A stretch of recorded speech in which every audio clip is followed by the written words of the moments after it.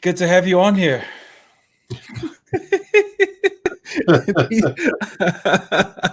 Here we are.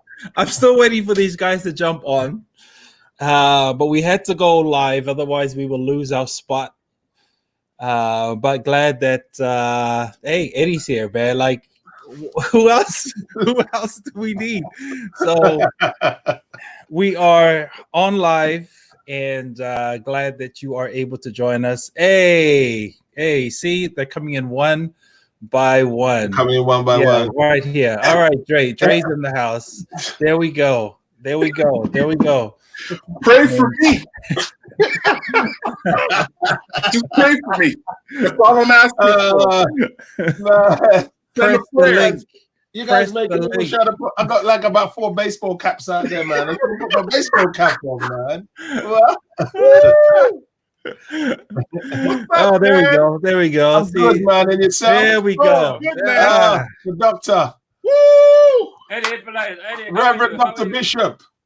There we go. There we go. I'm telling you, it's been a while, Elder. It's been a while. Good to see your face. Yes, Good sir. to see your face. Oh, my goodness. So if you guys want to go ahead before we start, just to share it on your own page, it's coming through OCSDA Ministries, Connect Ministries. And just forward it out. But we are here. Thank you so much for joining us. Those who are tuning in online, we are here. We're talking about fatherhood. Right here in North America was Father's Day. And it was a beautiful day here in Toronto. It was a beautiful day here in Toronto. And no doubt, during this time of COVID and everything else, it was good to just get out and enjoy the sun, enjoy it with family. But we're here just talking about fatherhood and what that means and what that means to us, and as the world is in this pandemic type of season, as well as the injustices that are happening. What does Father's Day look like? What does Father's Day look like? So we're just here just for the conversations. I do see Martin in here. He is the last piece to this puzzle. So he is joining us. Good to have you, Pastor Perez. Yeah, man. He's in that car. Yeah.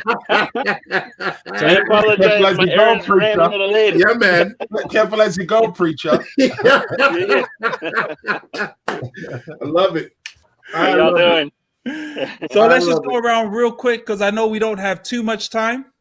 But let's just go around real quick and just introduce each other. Just say a little bit about where you're tuning in from. And, maybe even, your family. And since it is Father's Day and your children, just go ahead and put it all out there. Well, I'm next to you on the screen, so I'll just go. Let's go clockwise. I am tuning in from tomorrow. All right. I am tuning in from Tuesday morning. I'm here in Australia. Mm-hmm. I am the father to a beautiful 16-year-old girl, Ria. I am the husband to a wonderful husband of 27 years to a wonderful wife. I'm putting my 27 years in because I know once Elder Lawrence gets in, he's just going to put decades on all of us. He's just going to put decades. So I'm getting my little 27 in right now. Yeah. And I'm blessed to be a girl dad. I'm blessed to be a father, period. I'm blessed to be a girl dad. And that's me. I'm going to pass the ball over to Andre. He's man. I'm on this side, so I'm next. I'm here, married, not for as long as Eddie's been married, but I've been married for long enough to know that marriage is a good thing. We got 3 girls and 1 boy in this house, and it's a whole lot. It's summer vacation, and so you already know the house is already getting destroyed, and it's only day 1. So I'm so grateful to be in this office away from whatever they're doing upstairs right now. So thanks, Orlando, for having me on here with you guys, and Pastor Eddie. It's so good to see you, man. Every time I see you, you just have me like cheesing. It's like a bromance or something. Yeah. So now I'm passing it down to Pastor Lawrence. Yeah, well, listen, I'm delighted to be here, Eddie. I'm glad to see Eddie. You know, I've known Eddie before he was in the band, so for a long time. Yeah, so now pass me down to Pastor Lawrence. Yeah, well, so I am married. We've been married now for 46 years, Eddie. 46 years this year. So we have. There's a lot of echoing. Yeah, well, That's me. That's me. Oh, that's you. Okay, That's me. Okay. So we have. I'm sharing it to my timeline. Forgive me. Yeah, we have four No, children. okay. You know, 4 children. We have three girls, 1 boy. We have 2 grandchildren, and 1 son-in-law. You know, and so we're thankful. And after 46 years of marriage,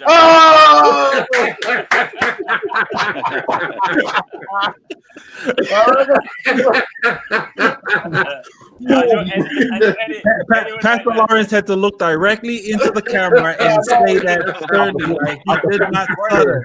He did not stutter. I knew Eddie before he was born. Yeah. And we're thankful for, you know, I must give a shout out to Antonia, I say the youngest, but she's the last born of the twins.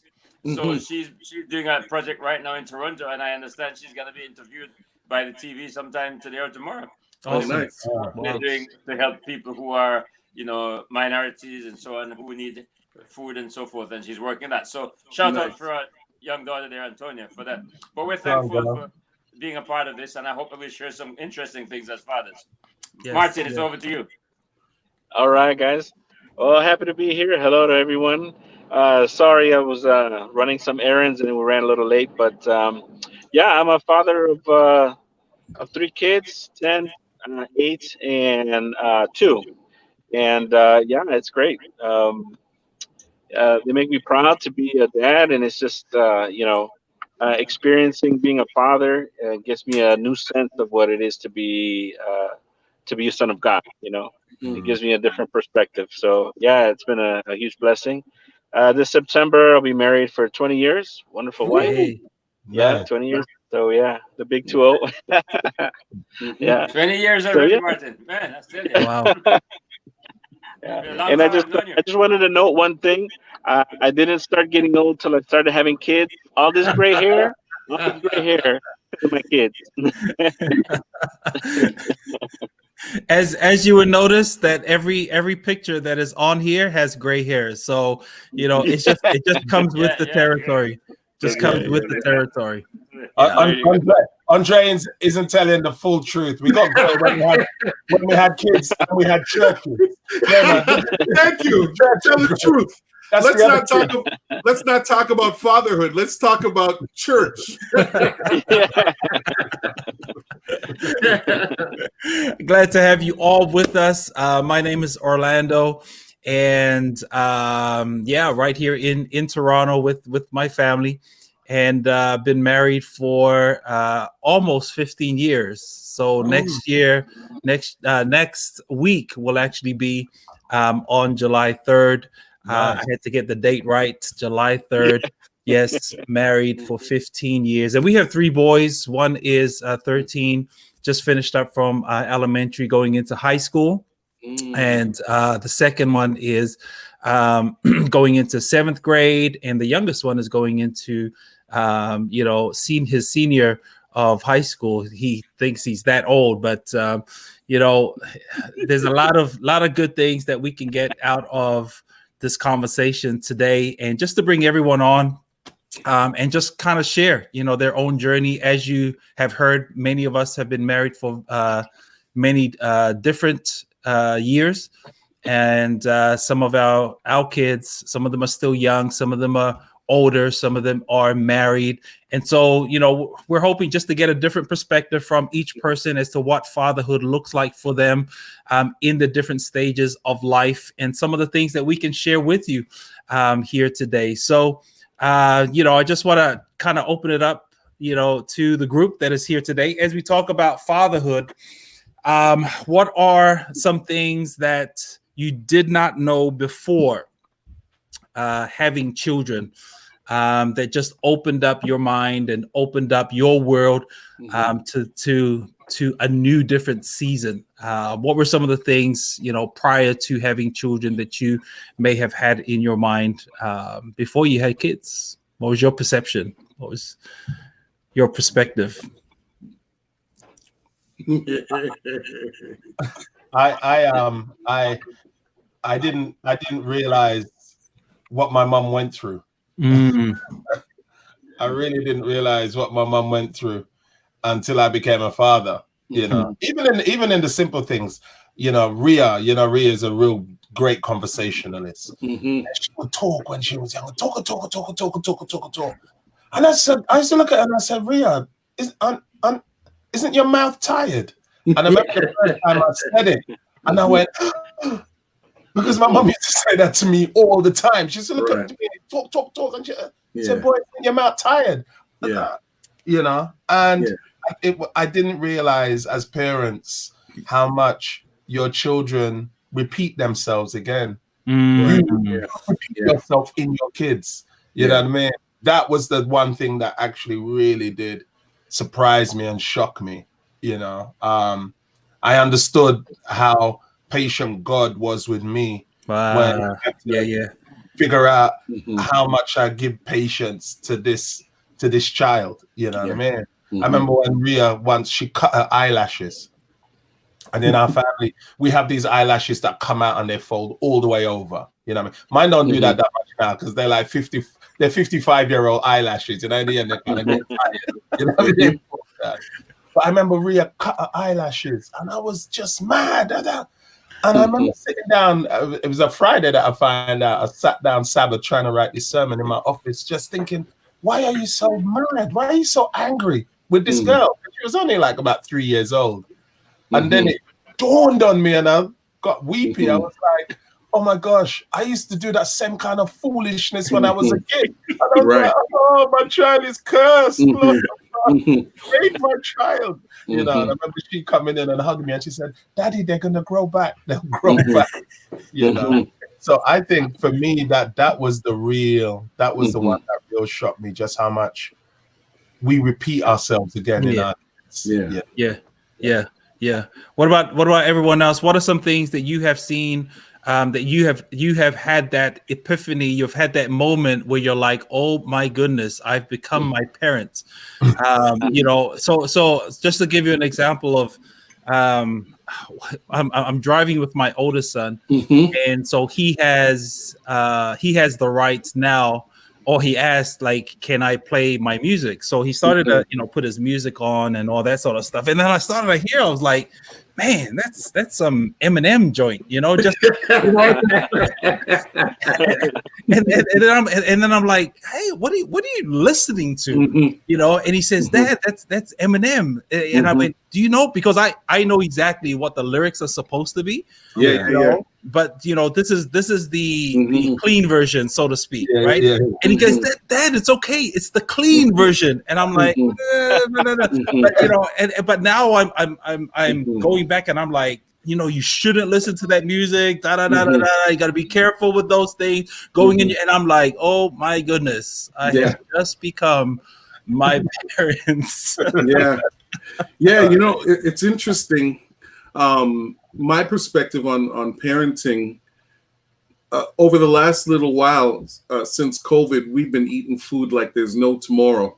So we had to introduce this whole exercise regiment. And I won't tell you what time we've been going bike riding and just going for little walks and stuff with the family and so on and so forth. But one of the things, because I may have one of the young ones in this group, my son, he's 7 years of age, and this is his first solid year riding his bike properly. Wow. And watching him fall off the bike and not being able to catch him because I'm riding my own bike, I realized that parenting happens so quickly. When he was a baby, he's the only baby boy in this family. We would catch him, we would carry him. He's the one that took the longest to walk. But now I'm watching another stage of development, and I have mixed emotions because I know that the best is yet to come. But at the same time, I never thought that I would get sad watching us move out of this part of life where they're completely dependent on us, and now watching them beginning to spread their wings and fly.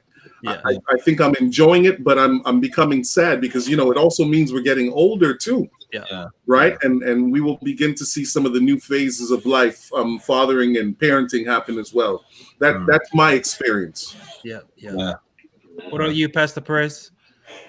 Yeah, I'm just I'm nodding in agreement because it all sounds familiar what you guys are saying, and I really am turning into my father. You know, when I was a kid, my relationship with him was pretty strained growing up, and so I resented a lot of his hardness, a lot of his strictness, and he really tried to teach me the value of hard work.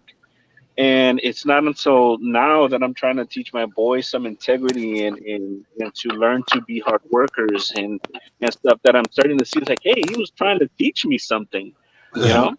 And that blows me away because, the farthest thing that I wanted to do was become like my father. But all through the time, he made his mistakes and he did a lot of stuff, but he was still trying in his own way. And to reflect on that now that I'm trying to teach my boys some values, it's just blowing me. It blows me away, Yeah. Go ahead, Pastor Lawrence. I know that you're on. I don't know if you're looking directly at us or you're frozen. Oh, there we go. Oh, there he is. Yeah, yes. There he is. So we are still talking about some of the things that when we started to have children, it finally dawned on us, what our parents were trying to do. And as we started to parent, we now became our parents to our children, in that we were starting to mimic the same things that we had said. What are some of the things that you, had gone through? I think he's frozen. Different versions of his frozen self. Yes. Just jumping on what Martin said. Yeah. Because I never grew up with my father. I never grew up with my father at all. He left he left when I was young. And so one thing I always said was I was never going to become my father. And then in conversations with my mom, when I turned 50 and she turned 90 in the same year, I was recording her story, and she would tell me stories about him in their young years, in their early 20s when they were married. Yeah. And I am my father. And it gutted me because some of the stories weren't good. For me, as a parent, because I never grew with him as a parent, I don't know what he was like as a parent, but in terms of his personality and everything. And so for me, I've kind of come to the understanding that we are our parents, but I think we get to decide in our generation what version of our parents we're going to be. You know what I mean? If I could say this to you, Pastor Eddie, I did get to grow up with my parents, did get to grow up with my father. And I'll tell you, one of the major lessons that I've learned is that as much as I feel as though I've accomplished in life, I have more of a respect for my parents, for my father. They came from Jamaica. And when they came here, they came with absolutely nothing. And I watched them work hard and trust in the Lord and all of that other stuff.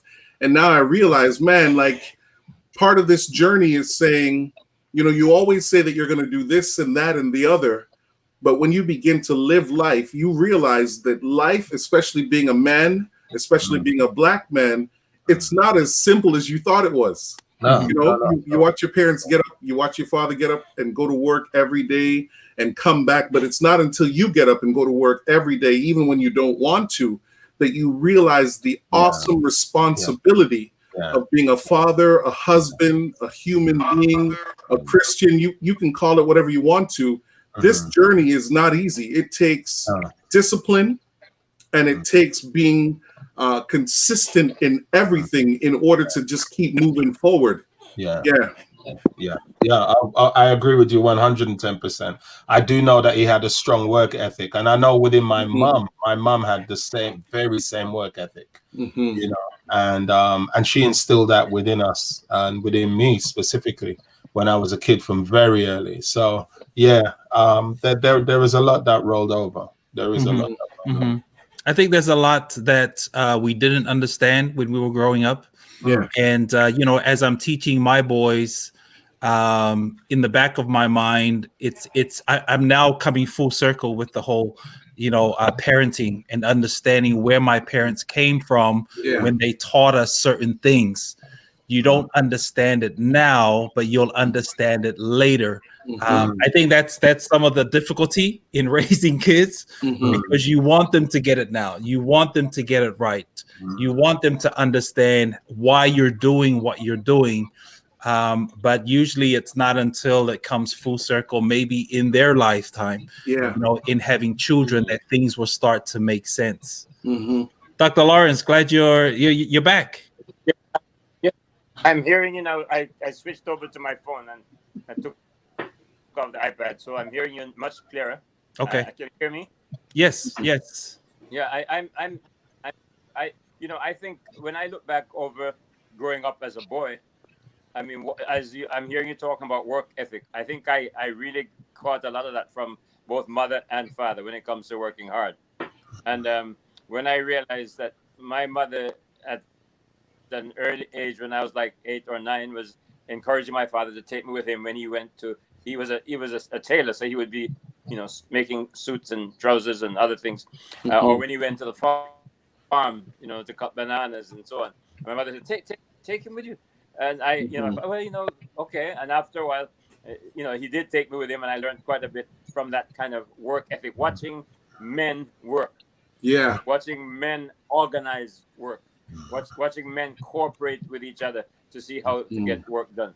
I think that was one of the beauties of early growing up. Yeah. In my later years, I didn't have a father because my father died when I was 15, going on to 16. So all the things I learned before that were there to shape me. But I think I also want to say this, that I learned a lot more than from my dad because of her own work ethic.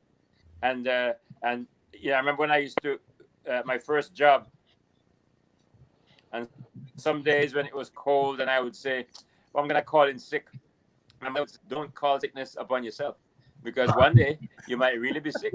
So you better make sure you just go to work when you can. When you're sick, that's a different excuse." So I learned that I don't just be sick.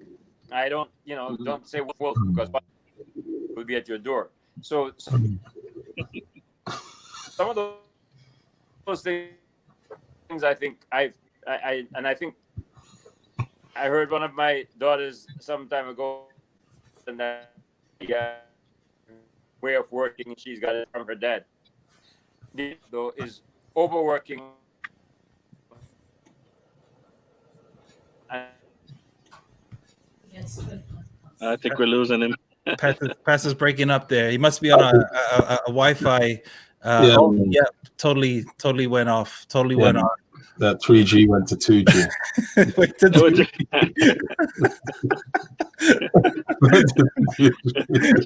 Andre, we just need to pass the offering plate around. All right, guys. Just we'll get it.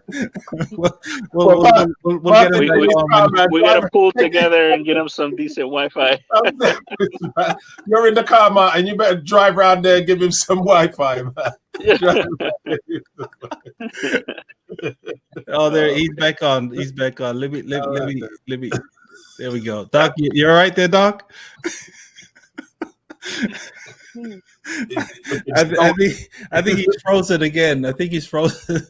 Again. Babylon after I fight we. So we're talking about work ethic of our parents. We're talking about just the way that they raised us, and I've heard many times of the West Indian type of raising and the love, that I can't remember what you called it, Eddie. But we would get our licks, from our parents, and what do you call that? West Indian what? We just call it straight beat. You know what I mean? I thought there was another term for it, man. No. Beats, man. No. Let's just go with beats. And Yeah, let's just call it what it is. it's one of those things, man. I mean, in the Polynesian community, it's just one of those things we laughed at. Yeah. Same as us. You got your beats, man. Yeah. And you come to school, and it just became something where we just talked about, as boys at school, we would laugh about it, then we would shake it off. I know that today, that type of growing, of rearing your children, you can't do, in today's society. Yeah. But when we look at that type of discipline, let's just put it there, that type of discipline, and there are a lot of things that come with it. Like Martin had said, there's that strained relationship that sometimes comes in as well, because of it. How do we navigate those things as we now pick and choose what we want to pass on to our kids? And not just in discipline, but in the many life things. Family systems, and I know you guys are familiar with family systems, and Bowen talks a lot about it in his theory. That we are made up of systems that we're interconnected with our families, and we're passing on these systems to the next generation. And so sometimes they leak through, through our own, if we don't really look at it and we don't really deal with it. But if we do see those things where we want to pick and choose the best of our parents, so that we can pass them on to our children, so that they're able to grow up as well. And I think that that's part of fatherhood, that we look at ourselves and we see those things, in our own lives. And then we're able to pass on those things that we want to pass on and be intentional to our kids. So what are some of those things as we look at fatherhood and the looking at ourselves and making sure that we take care of that first? Well, I think yeah, go ahead, Pastor. No, forgive me, Martin. I'll remember what I was going to say. You go. Oh, okay. Thanks.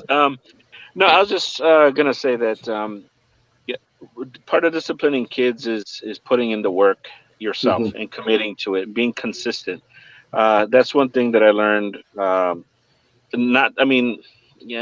do a little bit different from my parents is to be consistent, and two, show your kids some dignity, and explain to them exactly why, and being consistent with that, because a lot of times, out of emotion or whatever, frustration, we may dole out some sort of consequence or punishment or whatever you want to call it, and not really take the time to invest in them at that point. If you don't mind, I'm going to tell you a quick story. My middle boy, he went through a period of time where he was sneaking his tablet into bed at night, staying up really late, watching who knows what, which I did not appreciate. And so I told him, I'm like, look, you can't do this. You have to get permission. And if I say no, you have to accept that. Well, it kept going on. And one night, I'm passing by his bedroom, and I see in the crack there's a little light, and he's got it. And I said, you know what? That's it. I gave you enough warnings. I told you why I don't want you to watch these things at night, and I'm really disappointed. So I took the tablet and I broke it in half. Now I don't know if it was the right thing. Great Bruce Lee type. Never did that. Old school.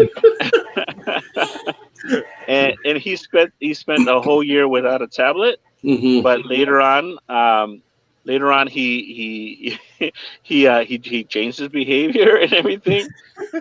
He even got an award for integrity at school. I'm like, wow, this kid really turned it around. That's right.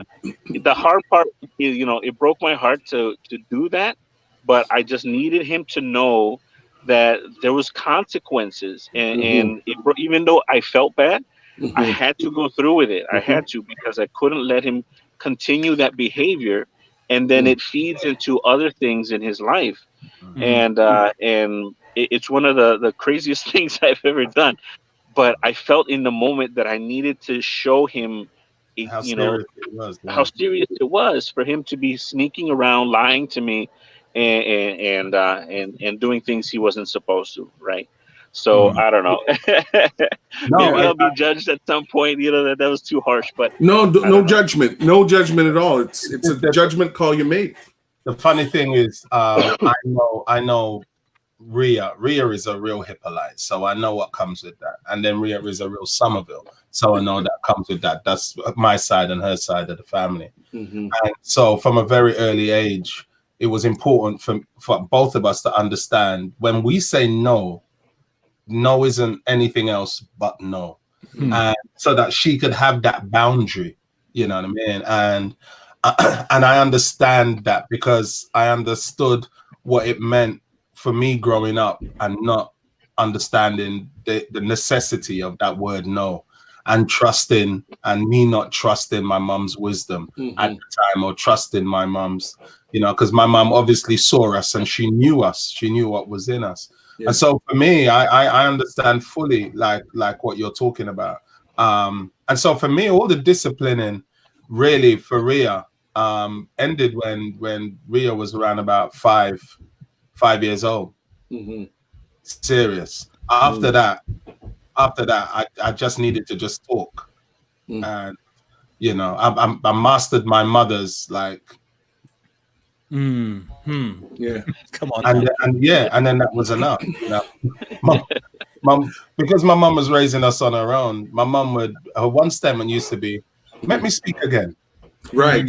Nice. Yeah, we heard that one too. Listen, brother, when you hear that one, anyway, let me talk again. But my mum would be like, "Let me speak again." Mm-hmm. And then that was it. And I think it's kind of stood her in good. It stood her in good stead, you know. We had the same thing with the phone, and I never broke it. What I did, Martin, was I put it in a place in the house, Yeah. Yeah. and I left it there for months. Mm-hmm. Like, I dare you to touch it. Mm-hmm. Like literally, she would pass it every day, Yeah. and just leave it. Just know, like no is no, and so that she understands the value of yes, and then she understands the responsibility of yes, you know, and then also no not being a punishment, no actually being a boundary, but there's a lot of distance between the no and the boundary, you Right. know. You know, for kids, they're always like, "Why are you putting this boundary in front of me?" I'm like, "How far is the boundary? The boundary is like 100 miles away. Like, work with the space in between. Work with the space in between." So, like, that's been my journey. You know, obviously, none of us have the experience of Elder Lawrence with his 40-something years and his grown children, but you know, these are our meager offerings. I think the hardest part about parenting, and I like the way that we've transitioned in this conversation, is understanding that you really have to take the time with every single one of your kids in a different kind of way. Yeah. Like, I'm an introvert. People don't believe that because I'm always talking, but I'm an introvert. So my preference would just be to say something once and not have to come back to it because, you know, you want to be in your own self. But as time has gone along, understanding that everybody's personality is different. One you have to talk to one time, the other, 12 times, another one 3 times. And the truth is, without the consistency in terms of parenting, you can really do some serious damage, unintended damage. And so from my perspective as a father, probably the most difficult thing is giving each child the time that they require. That has been hard for me. And especially, I mean, we're all pastors online here. You know, there's different seasons where you want to get stuff done at church. If you're doing your own personal development, you got stuff to do at school. You got a marriage that you got to navigate. And then you've got all of these different individuals who don't understand because they're not at that stage of life. But they still expect that you're going to give every single one of them the time that they have in their mind that they need. For me, that has been a challenge. That is not easy because, the ones that are more compliant, it's easy. You tell them what it is and they naturally respond. But for the ones that are not compliant, now you got to spend all of this additional time. And for me, let me just keep it real. that has probably been the hardest thing. And as they're getting older now, you know, you're beginning to see that for some where you didn't get to spend the time, you now have to find a way to do catch up before they're all gone and you no longer have them in your space to really pour that kind of consistent love into them. So that's my experience. Errol Lawrence, you are back. Good to have you. You know, Eddie, you know, Pastor Perry. Pastor Perry, when his children were small, he said that somebody said to him in church one day, "Your children are angels." And he thought to himself, well, there are two kinds of angels. There's the fallen one and the unfallen one. And he wasn't sure that he could classify his children as unfallen. Now, some people want us to think that our children should be unfallen angels, right?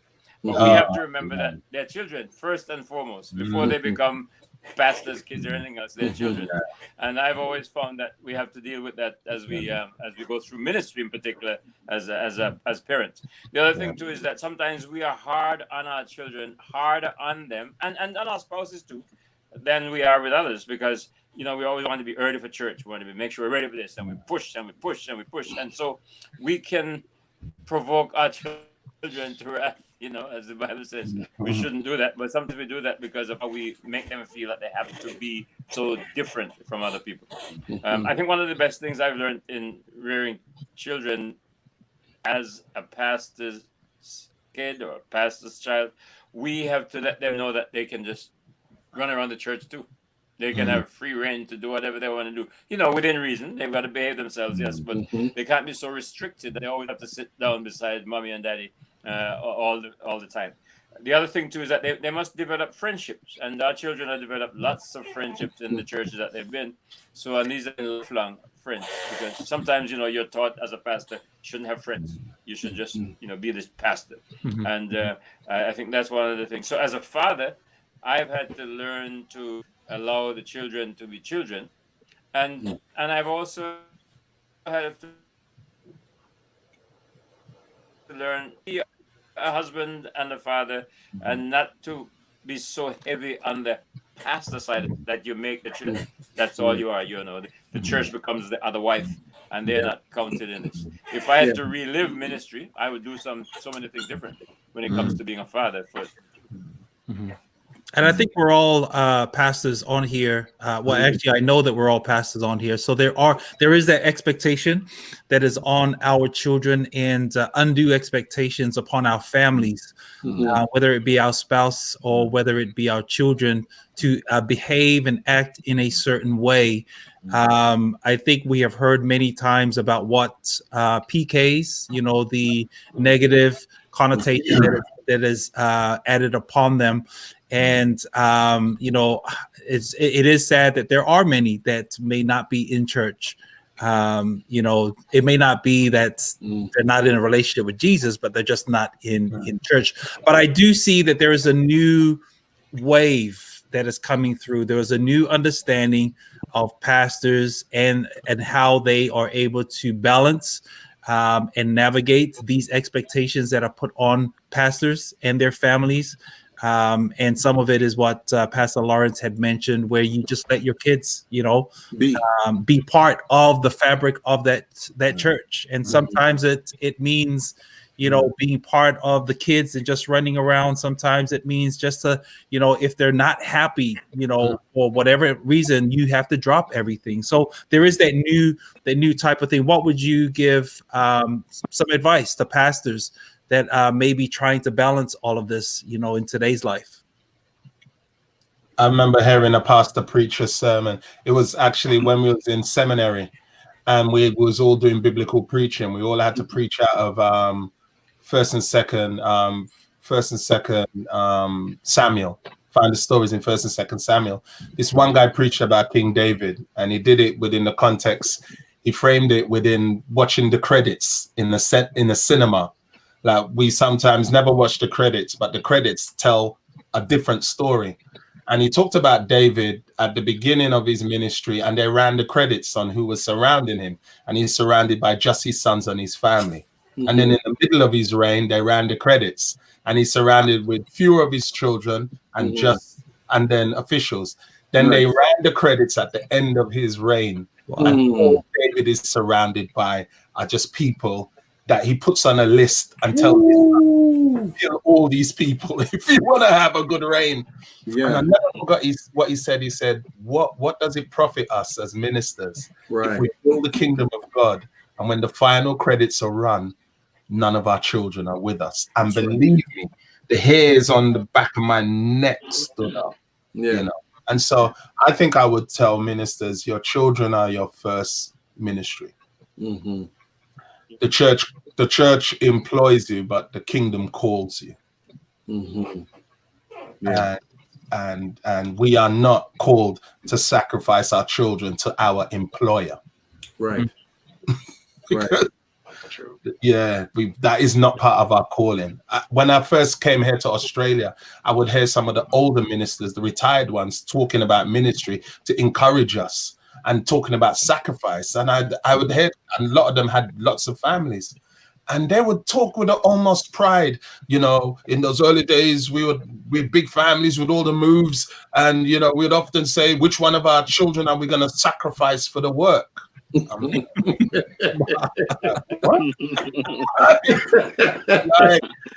of them. Like, you know what I mean? I think there was one story about that, and God said, Abraham, don't kill the child. I ain't never, you know, and I think what I would say to ministers is to understand that our family is our first congregation. Our family is our first congregation. No matter how much we build the kingdom of God, in the final analysis, God is going to say, where are your kids? Yeah, where are your kids? And I think that we have to truly understand that and give that first ministry, in that space. You know, and don't allow them, especially at an early age, don't allow them to live under the pressure, like Elder Lawrence was saying. Don't allow them to live under the pressure of other people's expectations of what they should be. You know. Yeah. Go ahead, Elder Lawrence. Yeah, I wanted to just say something. I guess you can hear me better than I can hear. I love that quote Eddie just made about, you know, the church employs you, but the kingdom calls you. That's worth writing down. Because I think sometimes we forget our calling. Who calls? No, and I say that because, you know, whenever we are employed and we're working for an organization, we tend to be very loyal. We try to do all we can to give our best to the organization, and we forget that we don't want to enter the kingdom of heaven without our families. So we have to do everything possible to see that we work with them so they can be in the kingdom. I had the privilege of baptizing all 4 of our children. The last 2, you know, Anthony and Antonio, who were twins, when they were baptized, I was not pastoring then, I was teaching. And I said to the pastor of the campus, I want my wife to come in the pool because I think she has done more to help them to be ready for baptism than I've done. And that was a privilege that afternoon, to have my wife come and stand in the pool while I baptized the children. And I think we have to give a lot of credit to our wives, and if we're women, you know, to our spouses who are there helping to bring the children up in the fear and in the nurture and the knowledge of God. Because when you think about it, so much pressure is put on our children to be good, you know, to be holy and to be righteous, because you're the pastor's kid. How could you do that? And if we don't give them the support they need, then they could just slip away. And you know, my joy and my pleasure is to see that we can have our children in the kingdom. Now, I must add that I never thought that I'd have a child who would follow my footsteps in ministry. But thank God, you know, our daughter Michaela is pastoring in Georgia. You know, Anthony is there as organist or pianist and helping in his church. You know, Abigail is an elder in her church there where she is. Antonia, well, she's doing what I told her yesterday. You know, Matthew 25. You know, what you do for the least, you do it is precious in His sight. So I'm thinking, when I look at what they're doing, I think, well, somewhere along the line, they've picked up some of the things that they've learned in church, learned from the Bible, learned from worship at home, learned from their parents and from their friends who are Christians. So we have to also make sure that we open them up to other influences that are good, so they can learn from those as well. That's why when we invite people to our homes, we go out with people, we want to make sure it's the best company that our children can keep. So they will learn from those. They can even have mentors from those people, and in turn they become mentors of others as well. Awesome. Just transitioning the conversation over. I know that a lot of times we are talking about absent fathers, whether it be in our homes. And I know that Eddie had, kind of alluded to, his own family and shared the experiences. So, our moms are really left to raise as being fathers and mothers in the home. But how do we balance? And being absent doesn't necessarily only mean physical, right?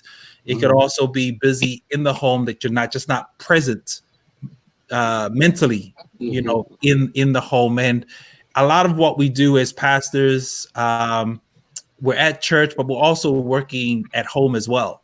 So how do we balance all of that so that we don't become that absent father in the home when everyone else is doing something else and we're stuck trying to prepare the sermon, or we're stuck trying to do the work, that the so-called work? How do we balance all of that? Martin, you're next. I'll go after you. Yeah, it's definitely a conscientious thing. You have to be aware, because it's so easy to get wrapped up into things, and before you know it, 1, 2, 3 hours pass by, right? And you hear your kids running back and forth in the hall or in the next room playing around, but if you don't make the effort to stop and just drop, then you're gonna miss those moments. And in order for you to really be there, you have to make that choice to pour into your kid. For me, I kind of had to learn the hard way. I'm probably the most hard of hearing of this entire group, and I learned through this. There was a time where, just based on where I was in ministry, I was just always on the go. And one day I was about to leave the house, and one of my kids were like, "If you go now, will we see you in the morning?" Because, of course, they have different hours because they're in school. So when you come home, often they're sleeping. And I looked into their eyes and I saw this pain. And that was the last day. And I started to really put things into its perspective, because the reality is, when we as pastors are out pastoring, very few people will call and check on our kids while we're checking on their families. And I'm not saying that they have to have that as a requirement. I mean, we are pastors, I get it. But the reality is, very few people will ever say, "I wonder how their children are doing," while he or she, because we have women that are in ministry also with the same type of dynamic, how are their families doing? And so I often use as a gauge, because I know that there are different times, because I'm very, we talked about it earlier in this conversation, I'm a works person. For me, I like to accomplish things. I want to be able to say that this was the goal for the day, and I've been able to follow through on it. That check that off and keep it moving. But these days, what I'm trying to hear more of is, what are we going to do next? I mean, COVID. Let me just keep it real. As much as it has destroyed the planet, there's a lot of people that have been impacted, lots of sick people, etc. COVID has allowed my family over these last 3.5 months to spend more time together than I think we ever have been able to do. And now that I know what that feels like, board games and Sabbath meals together and riding the bikes, I mean, being able to do all of that consistently over the last couple of months has now recentered me. I mean, I get it. As a pastor, you still got to get your work done. Yes, the Lord has called us to do ministry, and I agree with that. However, balance. I think that's what I'm coming out of this COVID thing, understanding a little bit more now. balance is important. It's okay to say no, for the sake of being a part of your family and being there, so that you're not hearing the stories after the event is over. They're telling, oh, do you know what we did? No. I want to be a part of history as well. I want it to be said that Daddy was there when we were doing all of these different things. I know Pastor Lawrence is with us. I know he may have to jump off, and as he has another meeting to attend to. So feel free to jump in, Doc, if this is your final statement here.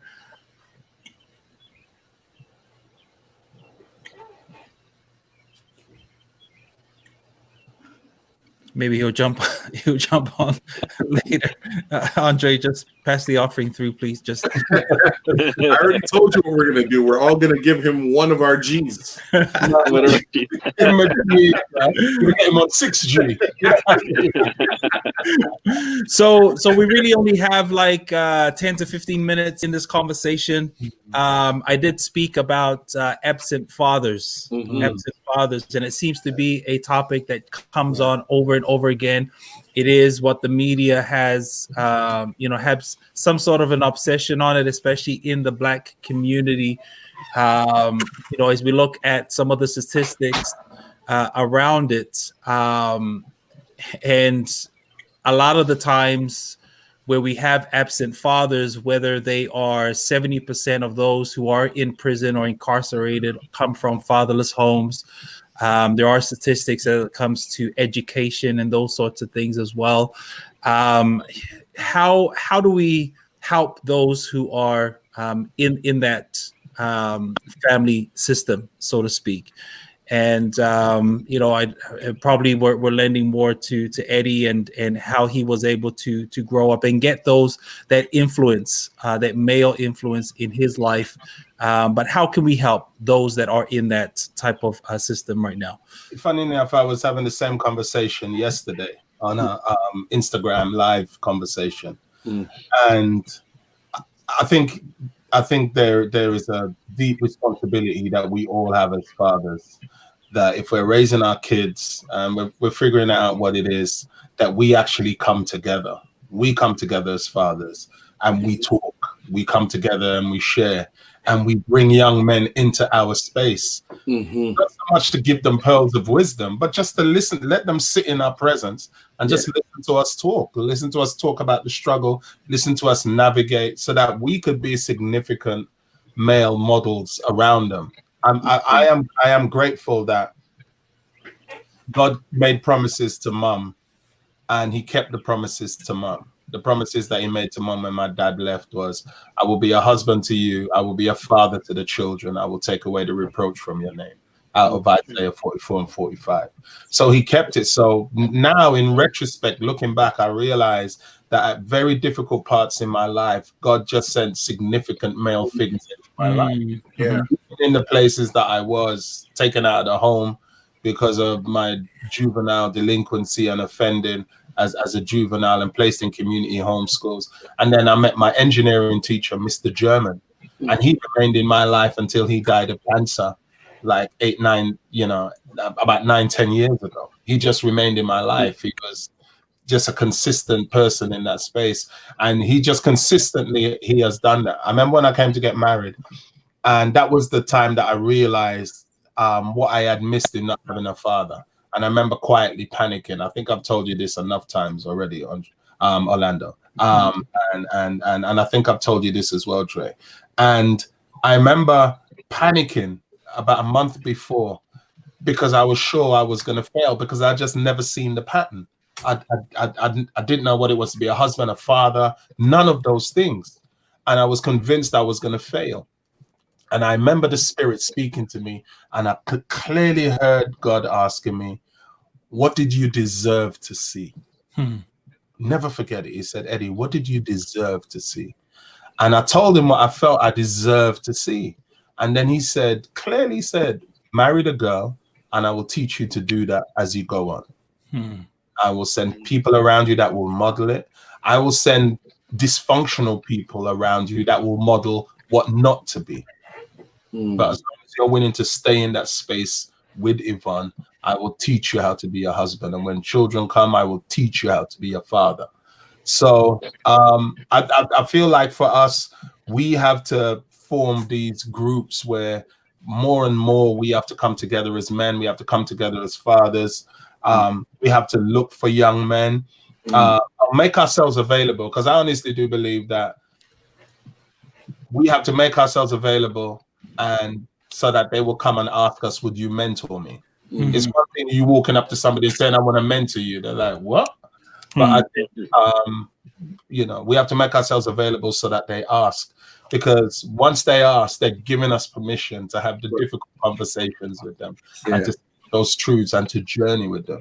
And I think that that's what we have to do. Just because our fathers weren't there, it doesn't mean that we can't break that cycle. Just because we didn't see it, it doesn't mean we can't be it. Yeah. You know what I mean? Just because we didn't see it, it doesn't mean that we can't be it. Whether we're one fathers that grew up, whether we're men that grew up with no fathers, or like the other thing that you said, Orlando, whether your children who grew up with a father in your house, but he might as well not have been there because he was just never present. Yeah, he was there as a physical body, but all the things we needed from him, you know, he put food on the table, but apart from that, I mean, you know, there was no, you know, and just because we didn't see it, it doesn't mean we can't be it. Just because we grew up around it, it doesn't mean we have to repeat it. We have to teach men that you can actually change. You can actually change that narrative. You can break the narrative and be what you deserve and be what you deserve to see. Yep. Otto Lawrence, I know that you're about to leave, but go ahead. We'll give it over to you.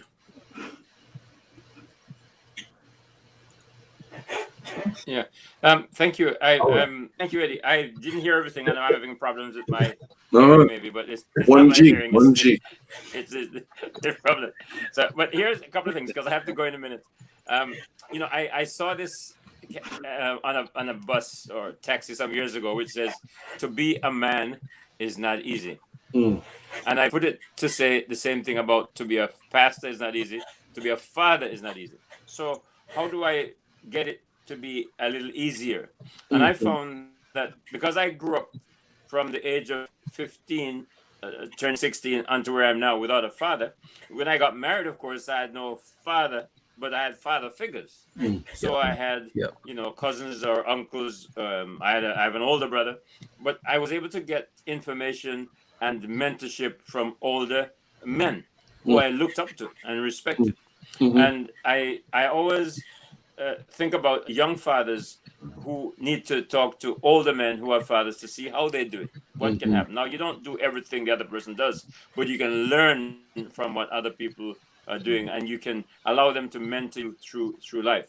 I developed a real close relationship with my mission president when I was in Liberia. He died last year, and I did his funeral. But over the years, as we moved together, I learned so much from him as a father, and as a father figure, and as a leader, and so forth. So I think we need to, if we see young men in our churches or in our communities who are maybe struggling, they're going up and down in the water, bobbing here and there, reach out to them and see what we can do to help them. And then there will be at least one person that you can help to make their fatherhood that much better. And they will turn around and thank you for it. And you find that you'll do it for several people. One of the things that my wife and I did when we were just in ministry there in the old Brixton church, we used to meet with the young people at times, and we meet with the parents, and we meet sometimes with the mothers and then the fathers on their own, and talk about all kinds of different things when it comes to parenting and bringing up children. Even though we were young, we were able to teach some things, and we were able to learn from the older ones as well. And I'm challenging us here, all of us on this line of pastors, and we have a wide circle that we move in all the time. We can find at least one person, maybe one dozen, that we can mentor and help them, because I believe that we need fathers in our world today who realize that it's okay to say, well, I have a child, but are you being a real dad to that child or to those children? And we can learn from our own mistakes and help them not to make the same mistakes. Well, Orlando, if I could jump Yeah, on go ahead. and say this. One of the things, especially now that the whole world is talking about this systemic racism, I didn't want us to end this conversation without us talking a little bit about that, because some of the strain that we see on fathers is connected to the system. Like when you think about the fact that somebody can go to work and in 8 hours make enough money to not show up for the other 4 days. And then you have different people groups that they can't afford to miss a day. They can't even take a day off. There's no vacation time. There's no benefits. There's no whatever. I guess I'm saying that to say I've become much more sympathetic of Black fathers. I mean, we pull a salary, right? So whether you go into the church or you don't, you're getting something at the end of the month, right? And I think that for me, I'm much more patient when I evaluate why it is that some fathers stay and why some fathers go. And I'm not trying to excuse anybody's behavior. I'm just becoming more aware. In my mid 40s now, I'm not so quick to make assumptions. I want to get some more data. I want to understand a little bit more about the context to somebody's life.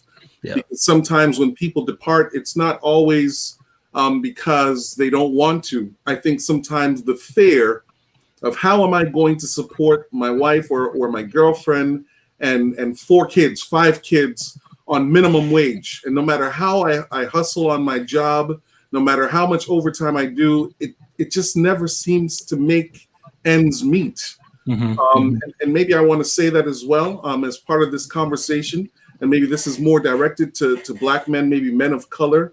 I understand. I'm beginning to understand it, but you've got to try and fight through and see if there's some alternative ways to make things happen when the system won't make it happen for you. Because I don't think anybody just gets up one day and says, I don't necessarily want to take care of my seed. I think that there are a lot of external variables. And of course, I have a little bit of a background in sociology, so I'm always looking at systems and how they all impact. And the reality is, it's hard to be a Black man. Let me just say that and make sure that I say it loud and clear. It's not easy. It's more than just Converse and jeans and the strut and the baggy jeans. There's so many more layers that go into being a father. And then, of course, if you don't have a father and you're still strutting and you're still not making ends meet, it's even more difficult. But to the Black man, I want to say this: keep your head up, man. I think that change is coming. As I'm watching this world erupt, fires and all, I'm also seeing something beginning to birth. Thanks for sharing that. One of the things that I wanted to share, in this whole thing of absent fathers, especially statistics that point to, especially the Black community, is that it doesn't tell the whole story. No. And statistics alone won't give you what is truly happening in those situations. There are stories that are happening, and I'm reading this book. It's called The Boy Crisis. I don't know if you've ever followed. It's a book that kind of explains some of the challenges that some of our young boys in our families, especially absent fathers, are going through. There is a lot more to the story. As it relates to the economics, as Andre had shared, and what makes them an absent father is based on the economics that they can supply. So if they don't have a job, therefore it's automatically assumed that they are an absent father. Whereas when you look around the country, and this is my own opinion and my own perception, is that when you look around, whether it's the Hispanic community or whether it's the Black community or even the Polynesian community, you see that there are more fathers that are involved than they aren't involved. You understand what I'm saying? And so the media may portray this absent father concept, on media, and that gets the loudest voice in the room. Yet I think what we have to do is change that whole narrative. And you do see certain groups that are starting to form up to give a different perception of fathers and how they are involved, and especially in the Black community. The second thing that I wanted to share was that we, as fathers, we need those mentors, we need those coaches, we need those uncles, who, and we appreciate everything that they do. And just an example of that is I can tell my kid, and I've been telling my son, giving him advice in certain areas of life. But because he hears it from me over and over and over again, it sounds different when somebody else says it. That's right. Now it's like, hey, you're saying the exact same thing as my father. My father is saying that because he's my father, but you don't have to say that. But you're saying the exact same message. And so that's where I think that, uncles and mentors and coaches, they're all there. We're all there together to raise our children. And it takes that village. Yeah. That mindset that we're all in it together. And being pastors, we have that influence of being in churches to be able to speak.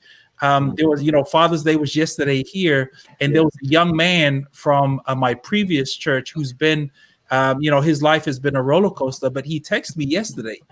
And he said, Happy Father's Day. I just want to let you know that I truly appreciated you when you were here. And I appreciate you. So that for me was like, wow, that kind of put my own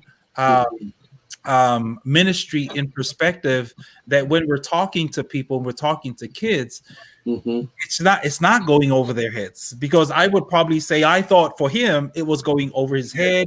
They're interested, but no, for him to be able to say that, and he's probably like 16, 17 years old. So even that alone, to pick up the phone and text me, it was huge for me. So that was eye-opening for me to just say that pastors, uncles, mentors, coaches, fathers, we're all in this together. It's not just your child. Your child is benefiting from everyone coming together, encouraging one another. So we also have to do the same with other people's kids as well. Yeah.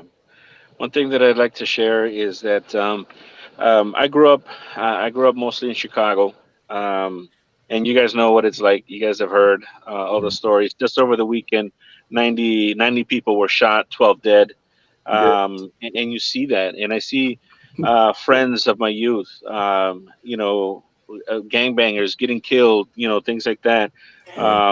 And I think one of the biggest things, even though my dad was around, but like one of you guys said, I forgot who, he was there, but it was like it wasn't even, he was not really there. He was checked out. I still got a sense. I attribute this to my mom. I think personal accountability, and she always taught me that you're gonna get out of life what you put into it. Right. And the fact that I got out of Chicago, I got out of the U.S., and I'm here in wonderful Canada, I attribute that not only to a miracle from God, but the fact that He put a drive in me, to take responsibility and say, you know what, I want more. I want more. And if we as pastors can mentor some kids to, or some young adults or whatever, to learn to grasp onto that, I want more, then it doesn't matter what the system does, because we're going to find a way to get around it. We're going to find a way to get out, and we're going to make it. God is very gracious, and He sees that effort that we put in, and He's like, you know what, I'm going to pull this guy out. And He brought me out, and I don't know why He called me to ministry. Honestly, to this day, we still have that conversation. I'm like, remind me again, God, why you call me? But He put that thirst. He's like, you need more, you want more, and I want more out of life. And I didn't want to end up like my friends who, knocked up girls, at a young age. They'd make fun of me. It's like, oh, I'm not going to go into what they said, but it tied them down, and they made a lot of choices that limited what limited their life. And so if we could just remember that, to teach that to the people that we mentor, I think that'd be great. I think we take for granted as pastors our ability, even if we aren't going to start the ministry within our churches. There are so many that will come to us, and we can actually influence.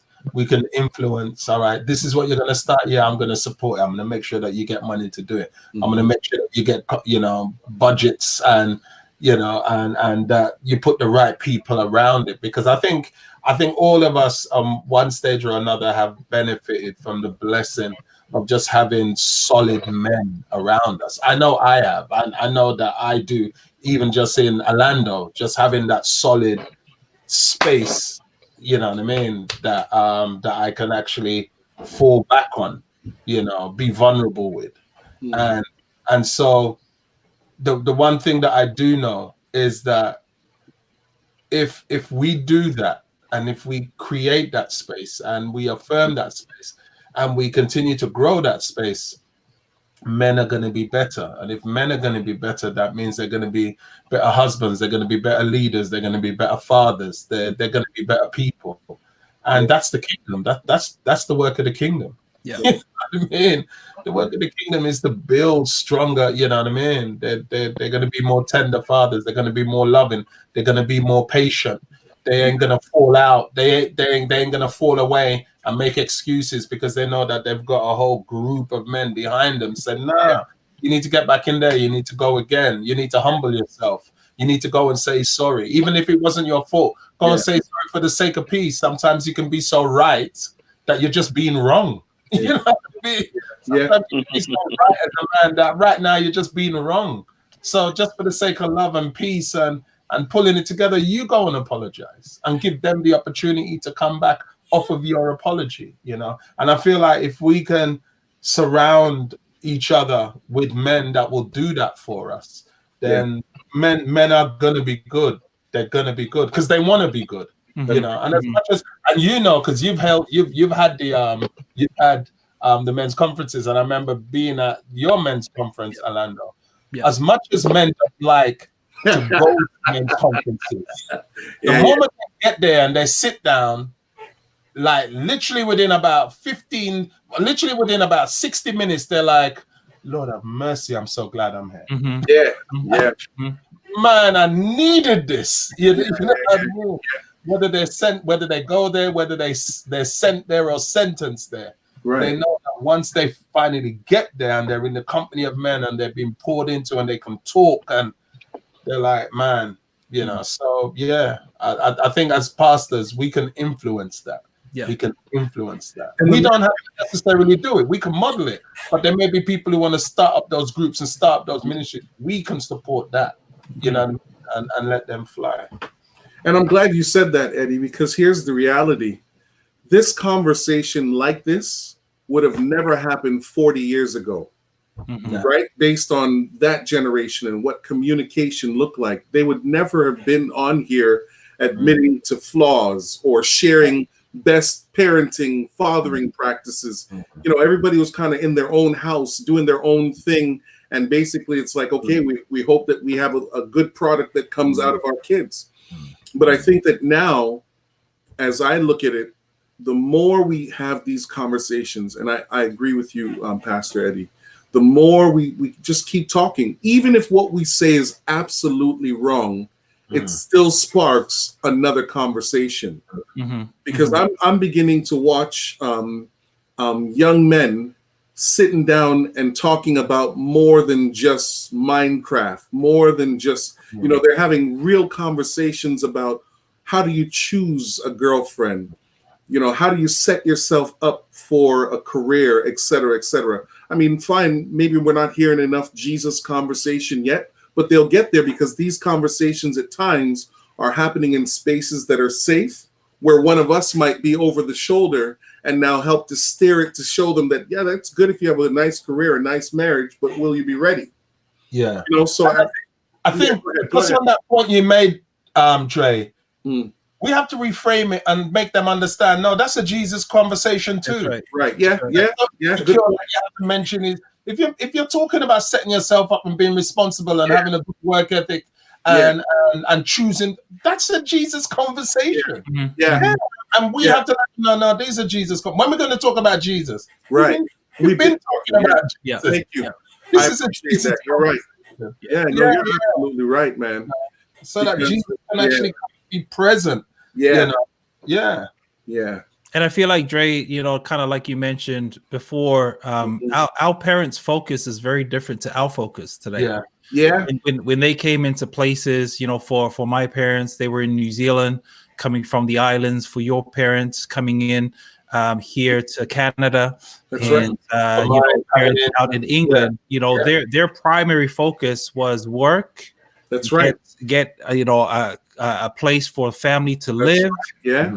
And so, you know, that was their focus, kind of like what you were saying. Everyone just kind of went into their own house, did their own thing. That's right. And it came together when it was worship. I feel that because our parents have done that for us, we're at a different level. I don't know if it's better, but it is a different level where our starting point is very different. Yeah.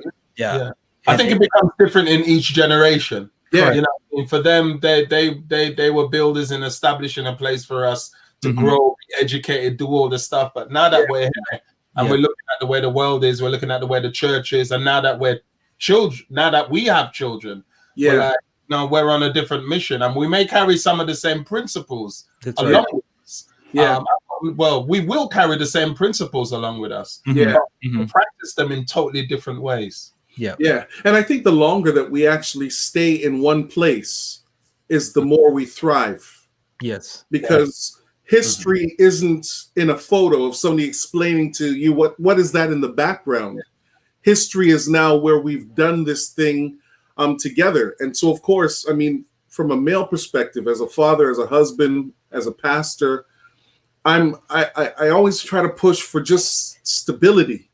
You know, like if you could just be in a place, I mean, when you look at it, it's in nature. The longer a tree is in that ground is the more likely it is to bear some kind of fruit. Yep. But when you're constantly getting uprooted and whatever, you may plant something, but that tree is so young that you're still not even sure whether or not it's going to thrive in a new setting. You know, so, you know, one of the things I often tell young people is just make a decision and live with the decision for a little bit. Don't run from the decision just because you don't see the initial benefit, because long term, the hard times in the front can develop some real good, strong roots long term. And I think that that's one of the things that, you know, I want to see more of in the Black community. I want to see people making mistakes and learning how to live through their mistakes. Because these kids, when the homes are broken, it's not easy. I mean, Pastor Eddie, you are proof that it is doable. But there's a lot of other young people that have also been hurt through this process, watching fathers walk away, watching the divorces, watching the economic depth or dearth that happens as a result of that, watching the uncomfortability in the church setting where now, you know, mom's sitting over there and maybe dad is sitting over there, or maybe neither of them are in church anymore. You know, the complexities, you know, and we're back to talking about systems again. Systems are not just, you know, what the man is doing in the government. The systems are our family systems as well. So, anyways, can I say something, just Orlando? I know you have to. Go ahead. Just on a word of encouragement to this younger generation. I remember seeing this guy post something on Instagram. It was deep, and he said he sat talking with an older. And the older was talking about this generation. They've got no commitment. They're this, that, you know what I mean? Just really killing the generation. And he said, you know, I find it funny.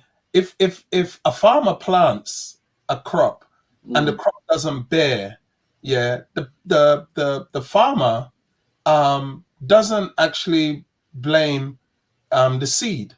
The farmer looks at the ground. The farmer looks at the conditions. The farmer looks at everything that he made possible for this tree to grow. Because if the tree didn't grow, the plant didn't grow, it's not the seed's fault. Right. It's the farmer's fault because it didn't.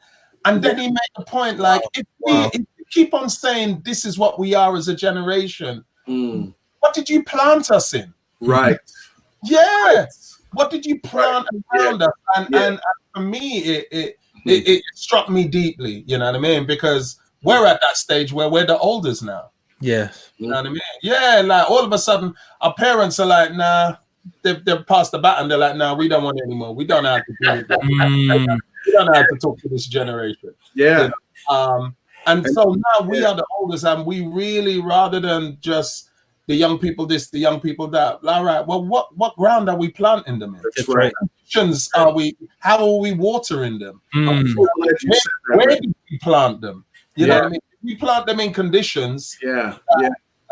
You know, those conditions can't grow nothing. You can't grow nothing in that condition. Are you going to plant them on a brick and expect them to be a flower?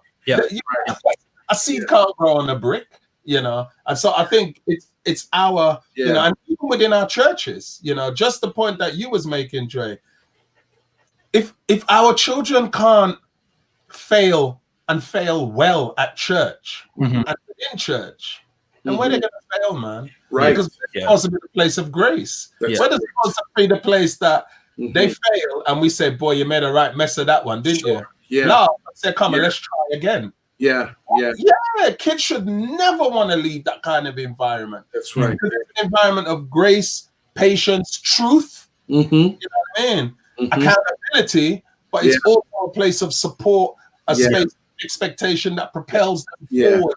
And they're not afraid to fail here. This is the one place I can fail and understand that if I fail here, I'm going to be caught. It'll be all right. There was go ahead. That has to be the place. Sorry, Orlando, go. No worries. There was a quote or an idea that someone had mentioned that the goal of parenting is friendship. The goal of parenting is friendship. And so they were saying that from 1 to 5, it is those years where you just tell them that the reasoning for the child is not there yet. And so when you get to 5, between 5 and 12, you're now telling them the reason behind the yes and the no, the do and the don't do. Right. And then once you get to the 13 to the 18, this is where you have to be hands off, but also be present enough for them to make their mistakes. And so as they're making those mistakes, you're there in the background, because now home is that place where they can make those mistakes and be able to think about it, so that when they get to 18 plus, they're ready. And whatever you want to teach them, you can't. You've already done it. So they're at that 18 where they're now using their own choice as to what they want to do. But now the goal is that now you're friends with them, that they would choose to come and be with you even when they don't have to. They will come home and hang out with you as parents, even when they could be somewhere else, but they love to be in that space. They love, because they've grown up in it. That's right. So, you know, for me, that was very eye-opening, you know, because even and what they had mentioned was a lot of times as fathers, we don't really we're leaving it to moms to be able to do all of the raising. And then once it gets to 16, 17, 18, we're now trying to exert on what to do. But they're already at the stage. Good luck with that one. So we're coming late to the game. And so as we are talking about this whole fatherhood and parenting, I think there's a lot of gems that have been shared, you know, within this session today. So I feel like parenting like the kingdom, you know, I don't know if parenting is always about being right, but I know parenting is always about being present. You know what I mean? I think that's the same with the church and the kingdom. The church ain't about being right. How can it be when it's full of sinners? But the church is about being present. The kingdom comes to be present. The kingdom comes to be present, and because the kingdom is present, we figure out how the kingdom now is relevant to our situation. And just like Alana was saying, if we create that space, especially and our kids need that space, because when they get into their 20s and things collapse around them, like they pick up the phone, Dad, how you doing? I'm not doing good, I'm coming. Like, come. You want them to do that. Correct. You don't want them going anywhere else. Like, you're like, come, man. Mom's got some food, come. You know what I mean? You want that place to be the place where when all else fails, and because everything else fails, all right, let me go back to that oasis, catch myself and think again. That one place of non-judgment, that one place of support, that one place of prayer, that one place that familiar, and then go back again, you know. And You know, I feel that you know, I feel like if we do that as far as homes are concerned, yeah, then we're doing good. Yeah. Then Wow, man. Wow. We're being good fathers. You know, we're being good fathers. We're being good parents. We're being good husbands. Yeah. It's been a rich conversation. Yeah, you know, I don't know why we always try to keep this to an hour. It never ever stops at an hour. But it has been rich. Pastor Martin had to jump into another meeting as he had tonight, but he was appreciative of lending his voice and part of his journey as well. Pastor Lawrence the same. But yeah, I just want to thank both Pastor Andre, Pastor Eddie, for always being willing and supportive just to jump on and just kind of share together. And you know, whatever experiences that we have come through and gone through, we're able to share that with our brothers and you know, their families out there. So thank you so much. Truly appreciate it. Especially after the last time, you know, Orlando knows how much I was just hurt. You know, you was breaking the bromance, man. When I didn't turn up, I was crying for days. You know what? I need to learn how to read. Do you notice that I had to put it in the evening time to make sure? I had to put it in the evening. That only happened because of you, Dre. Off the hook. Please don't be like that, man. Like, Andre, man. I'm so sorry, man. Look, I'm sorry. It won't happen again. All good, man. Now, hey, just 20 seconds each. What is one final word that you want to just encourage our men before we close off today? Be present. Be present. As difficult as it is, learn to be present. Learn to love through being present. That's me. That's my word. And God bless you what you do. Those of you who are raising your own, and those of you who are raising somebody else's children, but you're committed to that woman, you're committed to that family. Kudos. Yeah. Trey? I think the only thing that I want to say is don't beat yourself up. There's no book for this thing. And a lot of the people that are out there trying to make it look like it's perfect, they're lying. They're lying. It takes work. It takes time. And ultimately, and again, Pastor Eddie, you took the words from me. It's about being present, even when it comes to fixing stuff. If you're not there, you can't fix the complexities of your parenting, of your relationship. So being present, I agree 100%. Yeah. You've got to be there to make a difference one way or the other. And if you're not there, you never get the time back. Never. I haven't met anybody that has been able to find a way to get 20 years of absenteeism. Yeah. It's so much harder to come back. Better you just do it while you're there, present. I hear you. For me, it'll be patient. Oh man, just be patient. It's one of the hardest things to have when you are parenting.